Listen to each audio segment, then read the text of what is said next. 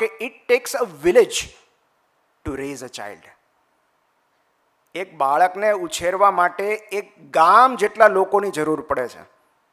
ખાલી મમ્મી પપ્પાનું કામ નથી. એમાં શિક્ષકો આવે, દાદા દાદી, કાકા કાકી, ફઈ ફુવા, મિત્રો, આ બધા એનું પેરેન્ટિંગ કરે છે. તો પછી આપણો રોલ શું છે? તો મુખ્યત્વે આપણા બે રોલ છે. તમે માળીની સાથે આપણે કમ્પેરિઝન કરી શકીએ કે કળીમાંથી ગુલાબ ખીલવવા માટે કયા માળીએ પેરેન્ટિંગ કરવું પડે છે? પણ મેઇનલી માળીની જરૂર બે કારણોસર પડે છે. એક પોષણ અને એક રક્ષણ. નર્ચરિંગ અને પ્રોટેક્શન. કેટલાક ઇન્ફ્લુઅન્સથી આપણે એમને બચાવવા પડે, એમને જાળવીને રાખવા પડે. કેટલાક આદર્શોનું, મૂલ્યોનું સિંચન કરવું પડે. ત્યાં આપણો રોલ છે. બહુ જ લિમિટેડ રોલ છે, બહુ જ લિમિટેડ રોલ છે.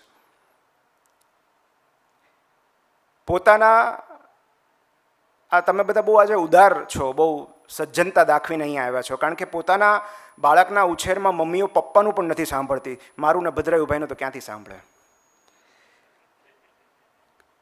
એટલે કારણ કે પેરેન્ટિંગ બધાને પર્સનલ સબ્જેક્ટ લાગે છે કે મારા બાળકને કઈ રીતે ટ્રીટ કરવું એ મને કોઈ શું કામ શીખવાડે?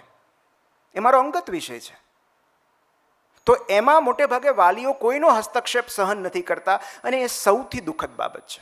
મેં જે પેરેન્ટલ લાયસન્સની વાત કરી ને એટલા માટે જ કરી કે આપણને ખબર જ નથી ગાડી કઈ રીતે ચલાવવી, અને બધા પોતપોતાની રીતે ચલાવે છે. પણ એક વાત આપણે સમજી જોવી જોઈએ કે જે મા બાપ એવું વિચારે છે કે મને પેરેન્ટિંગમાં કોઈના ગાઈડન્સની જરૂર નથી, મારે કશું વાંચવાની જરૂર નથી, મારા બાળકને કઈ રીતે ટ્રીટ કરવું એ હું નક્કી કરીશ, તો એનો મતલબ એમ કે આપણે બાળકને પ્રોપર્ટી તરીકે ટ્રીટ કરીએ છીએ, જીવ તરીકે નહીં. આપણે બાળકના માલિક નથી. તો અમુક બે ત્રણ મુદ્દા જે મારે મહત્વના કહેવા છે. એમાં એક છે પેરેન્ટિંગ સ્ટાઇલ, કે કઈ કઈ પેરેન્ટિંગ સ્ટાઇલ હોય. તો મેઇનલી જ્યારે બાળકનો ઉછેર કરતા હોય ત્યારે બે બાબતો બહુ જરૂરી છે જેને આપણે વર્ગીકરણ કહીએ. તો એક છે બાળકને આપવામાં આવતી સ્વતંત્રતા, અભિવ્યક્તિની આઝાદી, અને બીજું છે શિસ્ત અને આજ્ઞાપાલન. આ બંને જરૂરી છે.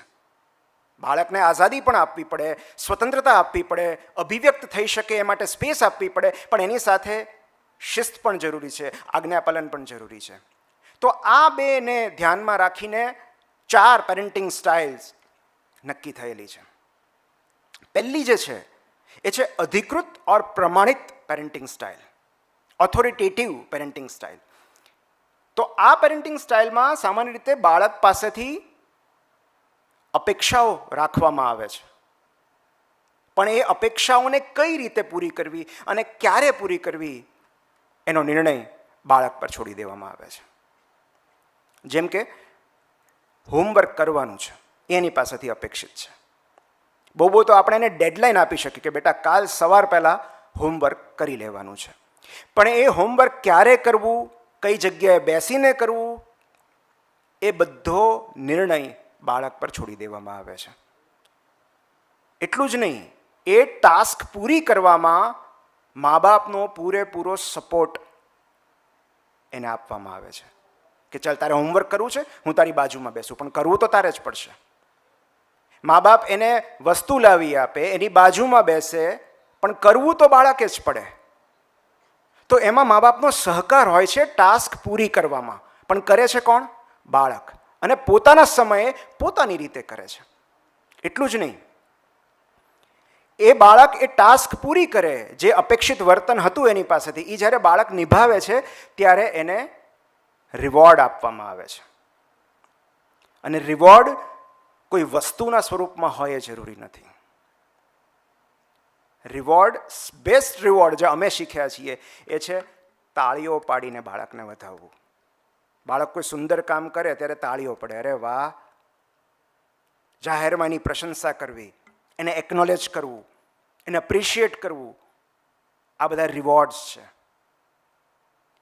તો આ જે પેરેન્ટિંગ સ્ટાઇલ છે, this is the best parenting style.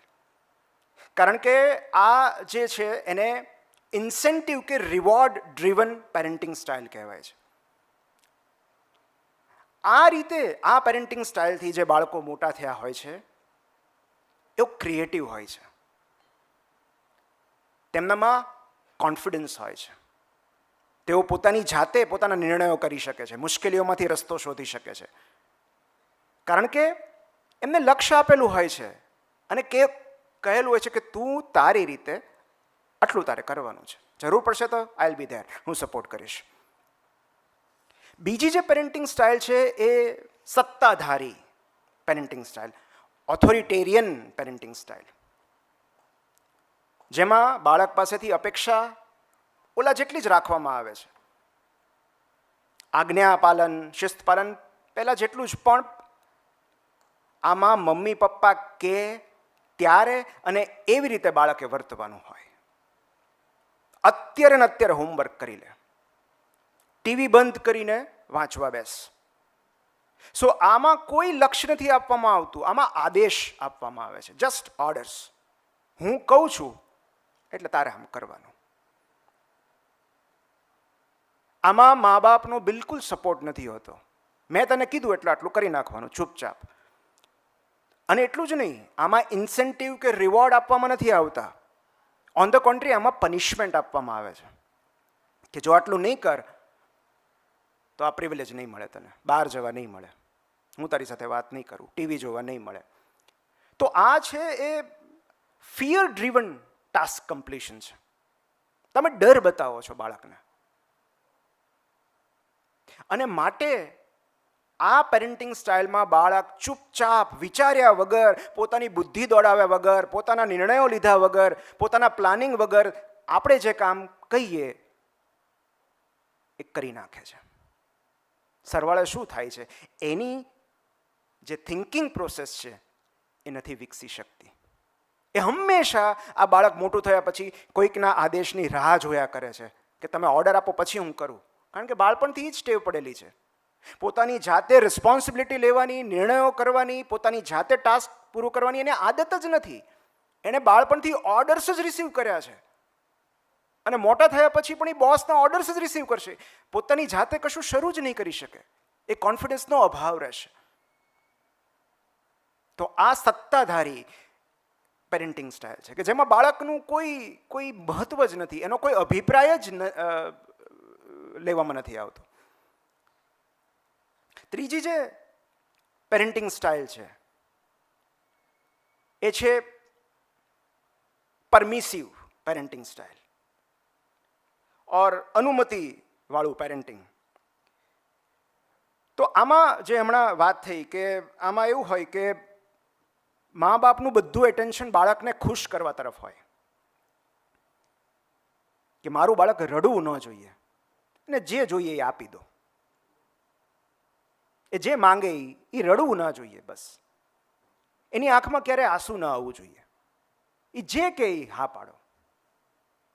તો આ ઇન્ડલ્જન્ટ કે પરમિસિવ પેરેન્ટિંગ સ્ટાઇલ છે, અનુમતિવાળું, બધાની અનુમતિ, બધાની છૂટ, કશાની ના નહીં. તો પ્રોબ્લેમ એ થાય કે